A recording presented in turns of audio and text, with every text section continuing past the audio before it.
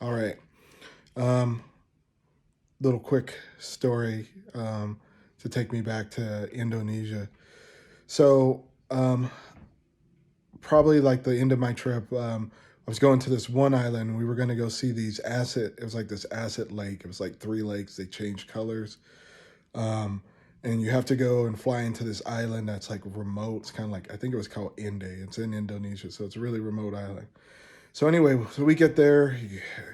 This lady that rents out the place, her cousin come gets us. You got to call them up through a text. Never met them. It's not like through like an official website or anything like that.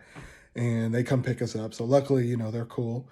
The vibe is kind of like laid back. Like it feels like what you see in movies or like a Jamaican laid back vibe in Indonesia. So it's kind of cool there. They listen to a lot of Bob Marley. So we get there, and the lady, we're staying in her that house that they built, and they built like a house or like a kind of like a complex for visitors to stay in, and it's like a newly renovated place. So anyway, the lady cooked some food for us, and it's probably like 7 or 8 in the evening, and we're eating it outside on the porch. You're like, oh, I'm on vacation. It's cool eating outside on the porch. Really getting into the vibe of the vacation. So then all of a sudden, like while we're eating, you just see all these flies and these bugs and these like big old, what was it, like lizards, right? There's lizards out there, right? I think at first. So it was like lizards that we saw. And they were really huge, but you're fine, but we're kind of feeling weird. And then you just see these like big bees like flying around. They're massive. There's jungles out there. So there's like a lot of, what do you call, different bugs and species out there. But these things are massive. So we're eating outside, and the apartment that we're in is like there's a little gap under the door, and you see one of these big old bee things go right under the door. And I'm like, oh my God. So I look, I'm like, I'm like almost like I don't want to eat anymore. One, because there's a lot of bugs and stuff flying around us, and there's some just huge stuff out there, and it's getting darker and darker. Two, you see this big bee like go under the door, and we're like, oh man, we got to kill that thing before we go to sleep. So I go in, and I'm looking for like 20 minutes, like there was like a tiger or something around the corner looking for this bee. I mean, this thing is, I don't know. I mean, it's big. It's at least as big as my thumb. I'm not kidding there. That's what it seemed like to me. Biggest bee I've ever seen. So anyway, we look for like 10, 15 minutes, can't find it.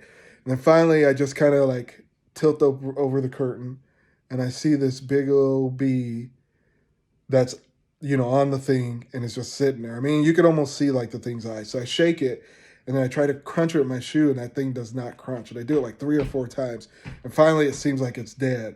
But I mean, it doesn't even look like the shell of the bee is like crunched at all.